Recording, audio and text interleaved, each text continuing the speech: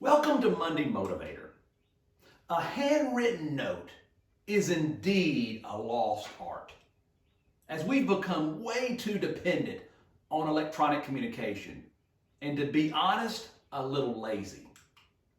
While authenticity is the key, a handwritten note can definitely assist in giving one the edge. But most importantly, it's just plain classy. The following are a few tips on what I consider to be the anatomy of a good note. These tips come from many years of staring at a blank piece of paper, wondering what the heck to say. Number one, make it short and sweet. I receive a fair amount of thank you notes from those who attend my workshops. My attention span is not what it used to be.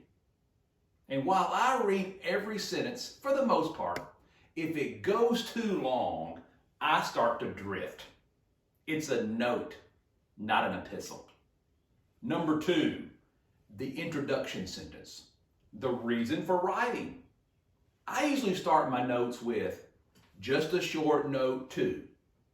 I don't remember where I picked that up, but I like it, and for nothing else, it gets me started. For example, just a short note to let you know how much I enjoyed our conversation last night at the Chamber of Commerce dinner. Number three, personalize the appreciation. The second sentence should support and reinforce the first sentence. For example, I especially enjoyed the stories you told about your children and the success they're having in your company. The second sentence personalizes the note and lets the recipient know you're just not writing the note out of self-interest. Number four, assurance. This sentence simply reminds them that you're there for them. For instance, Robert, if I can ever be of assistance to you, please do not hesitate to call upon me. Notice how I started this sentence with the recipient's name. It's always a nice touch to start the note with his or her name and to use it at least once within the body of the note. Let's face it, everyone loves to hear her or his name. Number five, reiteration. The last sentence simply reminds the recipient why you're writing and adds just another opportunity to show sincere appreciation. I usually end with, again, thanks for the time you spent with me yesterday. Number six, the complimentary close. My good friend ends most notes with cheers. Now this may be too informal for most notes, but I always enjoy his correspondence. I typically end with my best, kind regards, but most recently with gratitude. Number seven, your signature.